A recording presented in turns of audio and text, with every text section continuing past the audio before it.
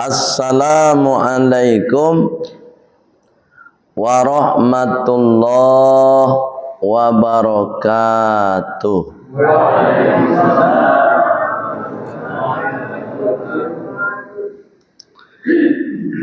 Innal hamdalillah alladzi an'amana bi ni'matis sihhah wal afiyah. Sesungguhnya segala puji milik Allah. Kenapa kita memuji Allah? Karena Allah telah memberikan nikmat sehat dan afiat kepada kita semua. Tanpa nikmat sehat, kita tidak bisa melaksanakan ibadah seperti biasanya, seperti keadaan kita sholat berdiri, seperti keadaan kita beribadah dengan berwudu, dan ibadah-ibadah yang lainnya. Oleh sebab itu bersyukur Bapak Ibu, kita masih diberi nikmat sehat. Sehat Ibu? Alhamdulillah. Bukan hanya fisik nan sehat, hati juga sehat. Ini ada orang fisik sehat, hatinya sakit. Pak Ibu kan lindak lah. Alhamdulillah. Hati sehat, kadang-kadang pikiran dan tak sehat. Pak Ibu lihat pikirannya. Tembar alu yo. Oleh sebab itu Pak Ibu kita bersyukur. Bentuk kita bersyukur itu kita memuji Allah dengan kalimat Alhamdulillahi Rabbil Alamin. Dan hebatnya lagi Bapak Ibu, Al-Quran sebanyak 30 juz itu ternyata ayat pertamanya adalah ayat memuji kepada Allah. Surat Al-Fatihah surat pertama, urut pertama, dan ayat pertamanya adalah Alhamdulillahi Rabbil Alamin. Segala puji milik Allah yang memelihara alam semesta. Nah, ini yang akan kita bahas malam ini Pak Ibu. Surat Al-Fatihah. Surat apa? Waktu kita singkat. Al-Fatihatu. Nih. Sudah pernah dengar surat Al-Fatihah? Selain Al-Fatihah, namanya juga disebut dengan apa?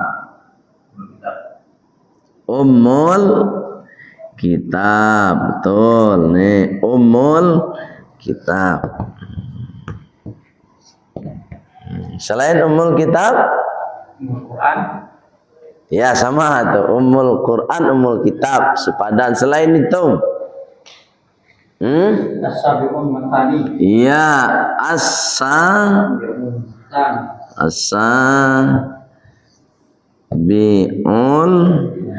Matani.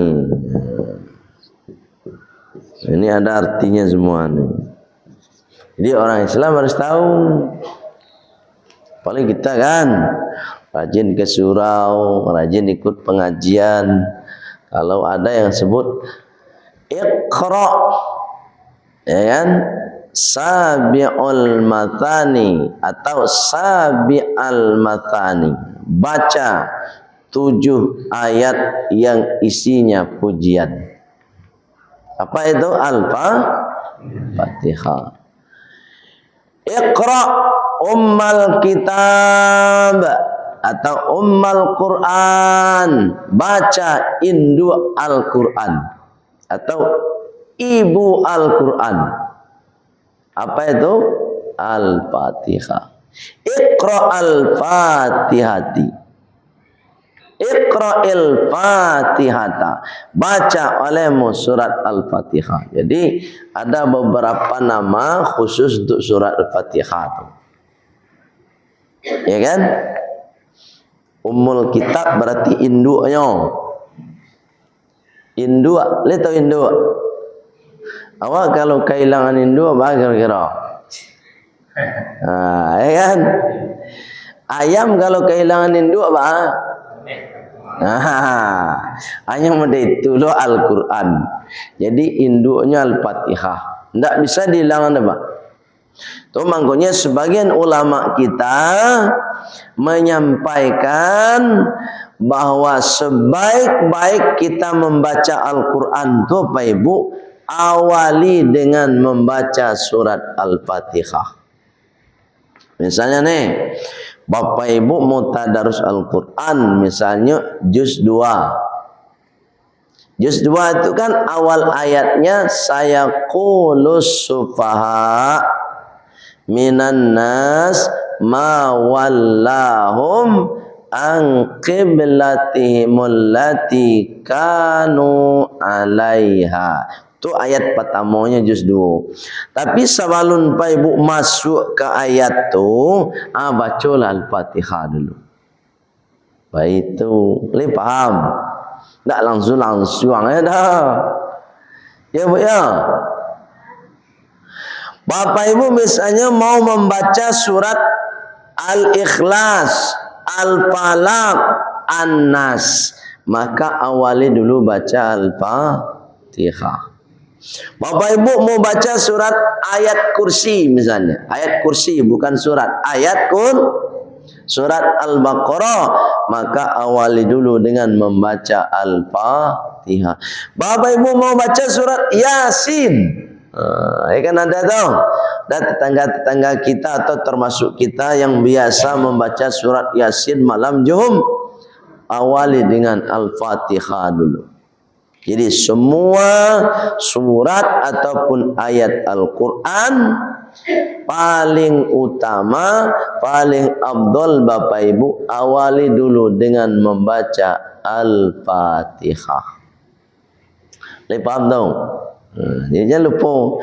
Bapak Ibu yang dimuliakan Allah Subhanahu wa taala. Baik, kita akan membahas surat Al-Fatihah. Surat Al-Fatihah itu ada 7 ayat. Berapa? 7. Nak 8 dah. 7.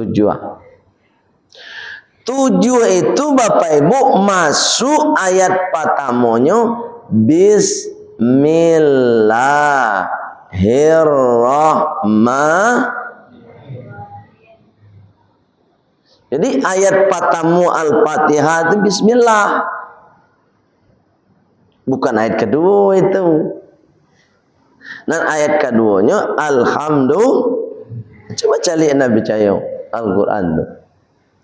Itu mangkonyo dalam solat Bapak Ibu, dalam solat ketika Bapak Ibu membaca Al-Fatihah wajib baca Bismillah.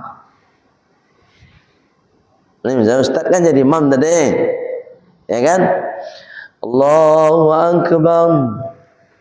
Bismillahirrahmanirrahim. Ayat 1.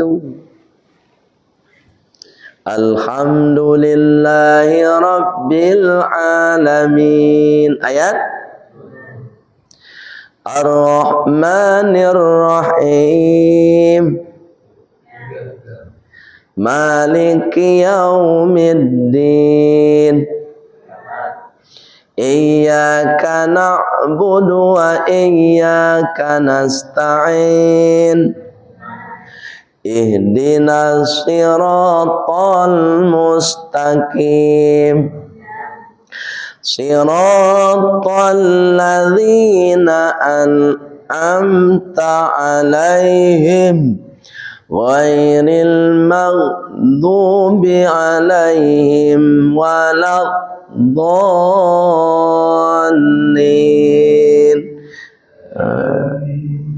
Marah 7. Khusus Al-Fatihah kalau Bapak Ibu sholat, mau sholat sendirian, sholat berjamaah, sholat wajib, sholat sunnah, sholat jenazah, maka Al-Fatihahnya pakai Bismillahirrahmanirrahim. Buya, tapi ada orang tadanga bismillah adonan indah. Adonan jahar, adonan sir. Menjaleng ke Pak Ibu dulu, biar paham. Jadi enggak debat-debat kita kalau udah paham. Jahrun, jahrun.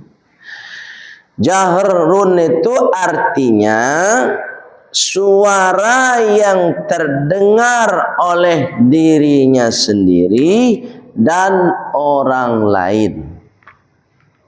Itu namanya jahar. Paham tak nih? Kemudian yang kedua ada namanya sirrun. Sirrun itu Bapak Ibu suara yang terdengar minimal oleh telinganya sendiri. Itu namanya sirrun. Atau kalaupun ingin didengar oleh orang lain, minimal nan bandangaku 3 orang setelah dirinya. Itu namanya sir. Tapi minimal dirinya surang. Tapi kalau ingin didengar di orang lain, minimal 3 orang mendengar. Itu sirnya namanya. Itu mangkonyo ada dalam kaidah pernikahan namanya nikah siri. Ya Pak? Bu, leh. Dia pernah nikah siri? Kawan coba. Iya, nggak ada masalah. Nggak ada ibu kan nikah siri silakan, nyasah. Nggak ada namanya tidak sah secara agama.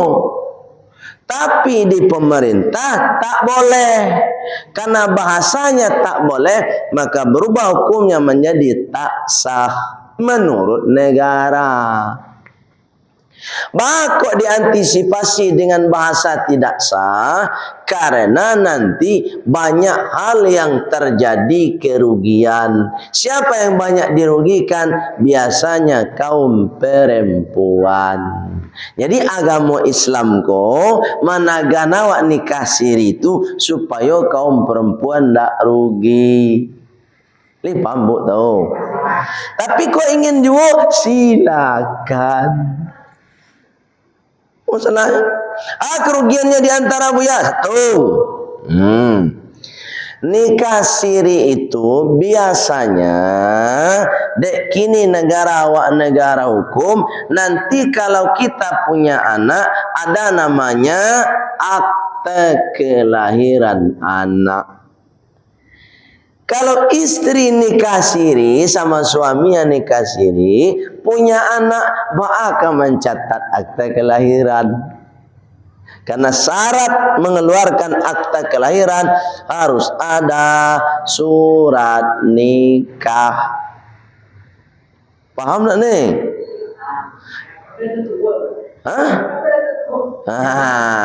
Nah, kini ndak tua ndak muda kok kejadian. Kok nak masalah tua muda depan kadang dulu nan tua nikah siri. Jangan salah-salah. Ya. Kok nak masalah manti anak manti aja. Iko hukum bako ada hukum tu berarti ada peristiwa. Bako ada peristiwa karena ada orang ko patuh jo ndak patuh. Kalau papa je ibu lain patuh je negaranya. Ya kan? Sami'na wa jadi itu sir tuh. Nah itu makanya nikah siri itu minimal 3 orang saya namanya menyaksikan lah sah. Iya leh. 3 orang saja. Biasa banyak bah. Banyak. Siapa menikah buya? Siapa nak muah sah? Iya, amba bisa lah menikah ibunya. Nikah siri namanya. Siapa kawan ibu kamu menikah? Menikahan. Dia kan agak 3 orang menyaksikan. Saya nikahkan, ya kan? Sianu bin Sianu kepada anak saya. Ini dan itu dan seterusnya. Nah, bisa diawek dia. Sah. Tapi surat nak dodo. Sebab wak nikah di bawah tangan, tidak ada melalui Kementerian Agama. Lepam ibu tong. Termasuk bisu. Kalau nyampang terjadi carai, kalau nikah siri carainya sangat mudah. Yang dirugikan lagi siapa? Perempuan lagi. Itu bu, jalan tu. Ini laki-laki kau tuang daru sini nampak? Iya, kamu payun tuang saya. Tapi kalau ibu ada surat nikah, tak bisa laki-laki main lapeh, tidak bisa. Bisa dituntui. Saya dituntui karena ada surat nikah. Bisa dilapor. Suami ibu, bu, suami ibu nikah balik nyo nak bagi tahu ke ibu, tapi ibu ada surat nikah, maka bisa dikenakan pasal kriminal, bisa dilaporkan, dijampui sekali di polsek. Iyo, amo gini kan ada nikah, ada surat nikah sama bini amo mah. Menurut agama kan amo nikah balik tanpa sepengetahuan bini amo kan tetap sah. Tapi dia ada surat nikah dipaci di ibu, amo misalnya menikah balik kan bini amo kan paci surat nikah agama. Anyo tahu amo nikah balik. Sah nak nikahnya sah, tapi bini amo bisa menuntut amo sebagai pasal kriminal. Bisa dijampui, diberi mop sekali. Nah, itu untungnya kalau nikah resmi itu, Bu. Tapi kalau nikah siri, lalu dia kawan mah. Nak ada lah tentu. Kalau mak paru sirinya tu mah. Banyak kejadian seperti itu Pak Ibu. Biasanya terjadi kepada orang-orang yang beruang. Itu beruang. Beruang dah tahu. Banyak kepeng. Tu perangainya perangai beruang namanya. Allah karim. Baik Bu, yang muliakan Allah Subhanahu wa taala. Ini yang sir tu, minimal 3 orang mendengar di belakang imam tu. Kalau indah dirinya seorang itulah sir namun. Nan tak boleh tu Bapak Ibu, bukan sir dan jahar. Yang tak boleh tu tak dibaca sama sekali. Faham tak ni? Allahu akbar. Alhamdulillahi rabbil alamin. Suara boleh rancak. Makmum senang mendengarnya, tapi dia menghilangkan satu ayat.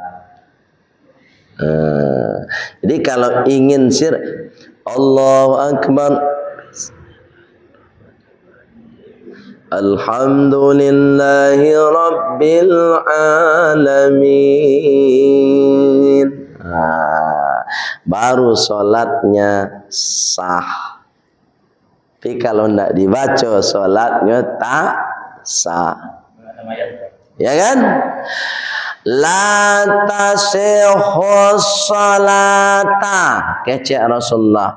Tidak sah solat seseorang bidunil fatihati, tanpa menyempurnakan bacaan al-fatihahnya.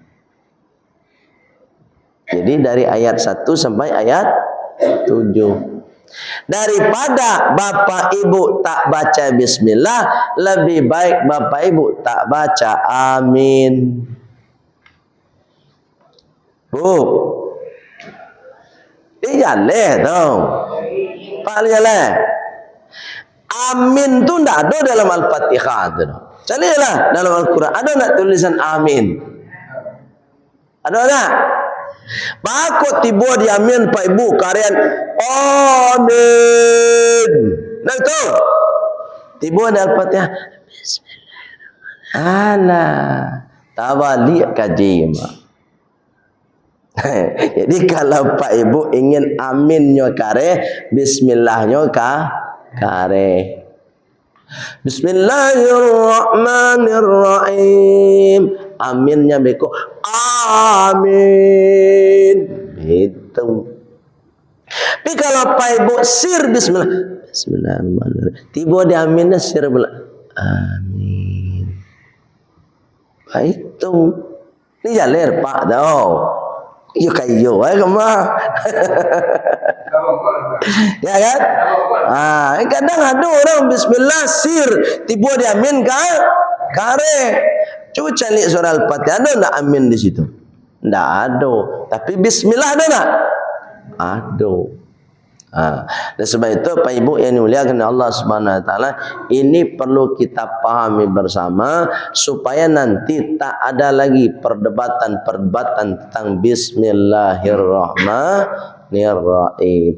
Sir dan jahar tidak masalah. Yang jadi masalah ketika tidak membaca bismillahirrahmanirrahim. Jadi kalau Pak Ibu salat di sinan bismillahirrahmanirrahim sah, bismillahirrahmanirrahim sah juga. Jangan diperdebatkan. Yang diperdebatkan itu adalah Allahu Akbar, alhamdulillahi rabbil alamin. Satu ayat hilang. Langsung saya. Paham Pak Ibu? Baik Pak Ibu yang dimuliakan Allah Subhanahu wa taala. Pada ayat pertama kalimatnya pujian kepada Allah. Kenapa pujian Pak? Ini. Kenapa pujian pada surat Al-Fatihah ayat pertama? Ayat yang kedua. Tuh. Bismillah ayat 1. Alhamdulillah Rabbil Alamin ayat 2. Kenapa pujian? Bapak Ibu, Allah ingin mendidik kita Bapak Ibu bahwa dengan siapapun kita berbicara, dengan siapapun kita berteman, dengan siapapun kita bersahabat, maka ketika kita hendak berbicara, berdialog, berkomunikasi, maka utamakan atau awali dengan kalimat pujian. Paham tak ni? Contoh, ketika Bapak Ibu ada protokol pembawa acara mau pengajian seperti Pak RW tadi kan? Pak RT yang salah sebut Pak RT. Kecil RT, segala puji milik Allah. Pujian dulu di kamu kawan. Saja pokoknya nan dia doan di orang kawak puji dulu. Ada orang tiba ke rumah awak, nyantan misalnya. Nyo menggalih tulisan kaligrafi itu nyantan ke rumah. Ko pak galemu ko kaligrafi. Puji dulu. Uyu rancak nak. Ko rancak gemah. Puji terus. Jangan direndah. Ko nak rancak gemah. Ko kurang gemah. Jadi awak kepada orang tu puji dulu. Allah mendidik awak seperti itu. Kenapa awak harus memuji? Karena Bapak Ibu, semua makhluk ini adalah ciptaan Allah. Kalau bapak ibu menghinakan, merendahkan orang lain, maka di situ kita sedang merendahkan Allah. Puji. Ya bu ya. Lebih paham enggak? Termasuk ketika kita bertanya kepada orang, "Baka kini dah?" Alhamdulillah, baik. Keluarga begini dah. Alhamdulillah. Alhamdulillah saja terus. Puji terus Allah Subhanahu wa taala. Itu pertama yang harus kita lakukan kepada siapapun. Puji terus. Dia pulang dari Makkah, baru selesai naik haji, puji dia. Baca orang mujinya. Alhamdulillah Pak Haji gini yo. Sejaklah pulang dari Makkah lah agak bersinar wajah Pak Haji gini mah. Kan senang hati ya kan. Sejaklah pulang dari Makkah go, alhamdulillah Pak Haji le rajin ke surau. Puji dulu. Jangan dihinakan. Karena tak satu pun manusia di muka bumi ini yang ingin direndahkan, yang ingin dihinakan. Coba tanya nanti dalam gua. Siapa nak mau direndahkan? Ada nak? Dihinakan? Enggak. Inginnya disanjung, dipuja. Itulah manusia dan itu didikan Allah Subhanahu wa taala. Nah, itu ayat yang ke-1 tu, ayat yang kedua tu. Yang ketiga, Ar-Rahmanir Rahim. Ar-Rahman yang Maha Pengasih. Ar-Rahim yang Maha Penyayang. Allah tu Maha Pengasih. Sia saja diagi di Allah. Nan beriman diagi di Allah. Nan tak beriman pun kepada Allah diagi di Allah. Dan paragi Allah kepada orang beriman jon tak beriman sama persis. Contoh cahaya matahari. Ada dibedakan di Allah. Oh kau kapi agama, kau Islam dan kapi seketik salah cahaya. Tak ada kan? Sama. Allah lagi sadanya. Malah ada timbul pertanyaan dia, Wak. Buya, bawa orang kapi itu kayu-kayu, Buya. Ada pak tu tak? Ada orang ngecek tu tak? Awal lah rajin solat miskin baru. Iya tak Pak? Ya, karena solat itu bukan untuk cari kayu dan cari miskin. Kalau bapak ibu solatnya untuk cari kayu, maka itu akibatnya. Awak mau pe awak. Aku rajin solat miskin ya Buya. Lengkap itu nak ada solatnya kayu ya Buya.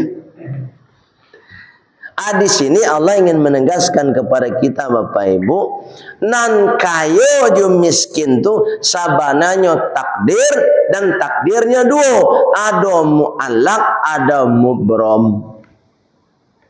Paham nak nih? Nah takdir tu di antara nan dua kok bisa dirubah, bisa indah. Dan dirubah tu melalui usaha. Jadi kalau ingin kayu bau bukan dek solat. Lihat tahu. Solat itu mencari berkahnya. Oh, solat sepanjang bau sahun anakmu manis. Apa ni bu tahu? Bu, nak mau pulang-pulang dari surau dah sujud panjang sah. Menggalih nak mau dah. Mak bisa awak kayu. Dan sebab itu Pak Ibu yang dimuliakan Allah Subhanahu wa taala, Islam itu mendidik kita seperti itu. Supaya kita berusaha dan tetap mengabdi kepada Allah. Ayatnya lah jalan. Apa kata Allah? Fa'idha qudiyatis shalah, ketika engkau selesai melaksanakan solat, Fantashiru fil ardi, maka bertebaranlah di muka bumi. Wabtaghu, dan berusahalah kalian min fadlillah, mencari rizki Allah. Benar tak? Solat dulu, selesaikan. Itu makanya dalam Islam ada solat subuh. Pakok solat subuh supaya awak bersegera dari pagi itu untuk bertebaran ke muka bumi ini mencari rizki Allah. Jangan lolok je baru. Kau nak sudahlah solat subuh indah, jago indah puluh, jagolah jam 10 lah. Ayam lah panuh apa nama kau? Tambolok je tahu. Awak lalok je baru. Tu mangkoi dalam Islam an-naumu ba'da subhi turithul faqra. Tidurnya seorang muslim setelah solat subuh maka akan mewariskan kefakiran. Kemiskin paling indah panganannya miskin. Cualah ibu selesai salat subuh lalu kama panganai ibu boleh jago beko. Nak do panganal itu dah. Paniang apa boleh jago jam 10 ah. Tu namanya miskin tu. Jadi miskin tu paling indahnya miskin pikiran. Ndak ada keluar panganal itu. Apalagi lalu setelah solat asar. Tu dua tu. Lalu setelah solat subuh, tu panganawai hilang tu mah. Dan kedua lalu setelah solat asar. Cubalah nak percaya. Lalu setelah solat asar sampai jam 6 waktu maghrib, hilang si panganawai. Nak ada tak buka panganawai. Pikun capek lo kecil Pak RT tu. Boleh setiap hari lalu setiap asar setelah solat asar.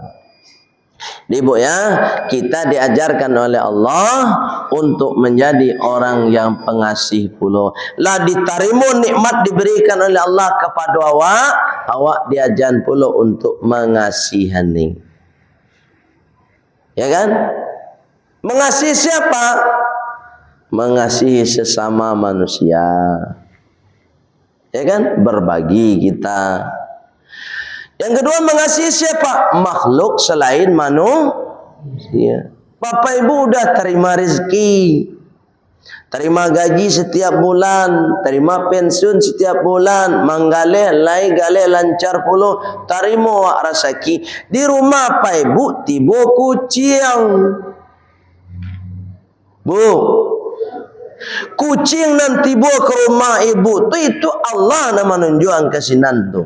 Sebenarnya Allah melalui kucing meminta kawak, hamba Allah rasakinan langkau terima hamba dia tadi, bagianlah ke kucing tu sangene.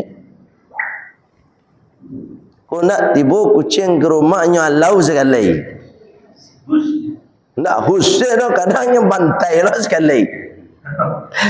Ngibuk aja waktu. Padahal kucing tu Allah yang kirim supaya bapak ibu berbagi pula. Nak miskin kan bapak ibu berbagi untuk kucing tu dah.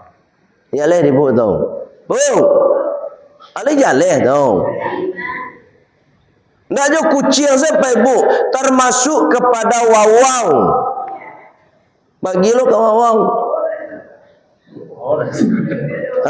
Misal wawang tu ibu diperintahkan oleh Allah menjaga ashabul kahfi. Pak ndak unta disuruh di Allah. Karena wawang tu makhluk nan paling elok, nan paling setia. Tapi kadang-kadang kalau awak berang kurang, awak lah sabui. Apalah salah wawang. Atau menggonya Pak ibu kalau ada orang berang kawak nyo sabui awak anjing, alhamdulillah Sambut alhamdulillah. Maka mana itu makhluk yang dipercaya oleh Allah menjaga Ashabul Kahfi sekian ribu tahun adalah wawau. Kenapa? Makhluk yang paling setia di muka bumi ini hanyalah wawau. Tidak manusia, manusia kok banyak pengkhianat emak. Bu, ada jalan tu. Wawau itu kan najisnya kan zatnya. Perangainya tidak ada najis, no. Malah lebih najis perangai manusia dari wawau ni. Iyalah tau. Atau makanya jangan merasa awak paling suci dari wawau. Perangai awak tu sampai loan. Wawau tu ada salah. Tak ada salah, patuhnya. Wawau tu agi saya makan 3 hari patuh jawab teman. Manusia dia lagi makan 3 tahun alun tentu kapatuh jawaan. Itu hebatnya makhluk ciptaan Allah. Artinya Bapak Ibu, kita tetaplah berbagi walaupun makhluk itu makhluk yang najis secara fisik, apalagi kepada makhluk-makhluk yang tak najis, ya kan? Itu makanya wawau itu Pak Ibu najis mughalladhah. Apa itu najis mughalladhah? Kalau Bapak Ibu menyentuh wawau atau kena air liurnya atau kena pipisnya atau kena ee-nya, maka Bapak Ibu harus menyiram tempat yang terkena tadi dengan 7 kali siraman. Dan salah satu dari siraman itu airnya dicampur dengan tanah yang suci. Faham tak ni? Contoh wajan. Siko kanai misalnya dijilek di wawau kepak. Mau ambil embe dulu. Air sembe. Taruh yang bos siram dulu sekali. Satu kan? Bos siram sekali lagi. 2 kan? 2 kali. Embus siram sekali lagi. 3 kan? 3 kali. Dan siraman keempatnya air sembe tadi pagi dulu campur tanah atau dipindah segayung diagi tanah yang suci. Dikacau dulu. Sudah dikacau air tadi siraman set yang campur tanah tadi. Berarti sudah 4. 3 kali berikutnya 5, 6, 7 ambil kembali air yang bersih tanpa dicampur dengan tanah. Itu cara mensucikan kalau Bapak Ibu terkena najis wawau. Lai paham Bapak Ibu? Lai ada pertanyaan. Kenapa katulah habis? Dah tanya Mbak. Mengenai Al-Fatihah tadi Ustaz. Bapa? Mengenai Al-Fatihah tadi. Yo. Waktu kita sholat berjamaah, yang makmum kok, kan sholat Fatihah wajib dibaca. Iyalah wajib. Makanya makmum itu kapan sebaiknya membaca Fatihah atau mengikuti imam membaca Fatihah atau sesudah imam selesai membaca Fatihah? Masya Allah. Ini pertanyaan bagus nih. Allahu Akbar. Kece imam, ya kan? Habis itu imam baca doa iftitah. Sudah imam baca iftitah, imam baca Al-Fatihah. Ada 2 cara yang dibolehkan. 1, menyertai imam tapi tidak mendahului. Contoh, Allahu Akbar, Bismillahirrahmanirrahim. Selesai imam Bismillahirrahmanirrahim, awak belakang. Bismillahirrahmanirrahim. Berarti selesaikan imam dulu. Menyertai tapi tidak mendahulu. Alhamdulillahi Rabbil Alamin. Alhamdulillahi Rabbil Alamin. Awak menyertai imam tapi tidak mendahului itu boleh sampai waladhdallin. Amin kan tidak wajib tadi kan? Yang kedua, cara yang kedua, setelah imam selesai membaca Al-Fatihah, waladhdallin, amin. Baru awak baca Al-Fatihah, imam baca ayat ataupun surat yang lain. Yang tak boleh itu bapak ibu menyamai imam. Paham tak? Baca orang menyamai imam. Bismillahirrahmanirrahim. Awak baca lah di belakang Bismillah. Sama persis berderet-deret je Bismillah imam. Al-Fatihah imam pun berderet-deret. Itu tak boleh. Paham tak ni? Sama dengan ruku'. Kalau ruku' Allahu Akbar. Nah, sudah bar imam baru awak ruku'. Kau baru Allah, awak lah satu ruku'. Itu namanya menyamai imam. Bahkan beko akibatnya bisa mendahului imam. Kalau terjadi awak menyamai imam, mendahului imam sebanyak 3 rukun berturut-turut, maka batal solatnya. Okey. Paham tak? Panas. Jod. Imam itu kadang-kadang Ustaz. Iyo imam tu kadang-kadang nak menyalahin imam dah. Kadang-kadang. Takbirnya malah kadang-kadang itu boleh tu. Ada mana atau dalam pena. Contohnya. Saya kan takbir lah. Ya. Takbir Allahu Akbar.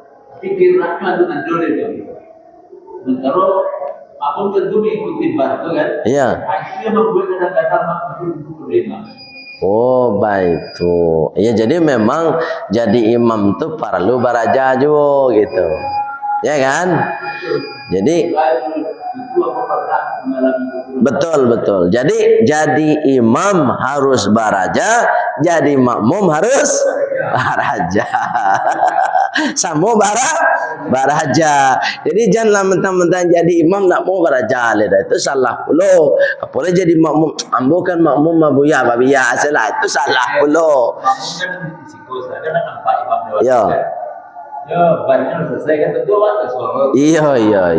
Jadi begini caranya. Contoh.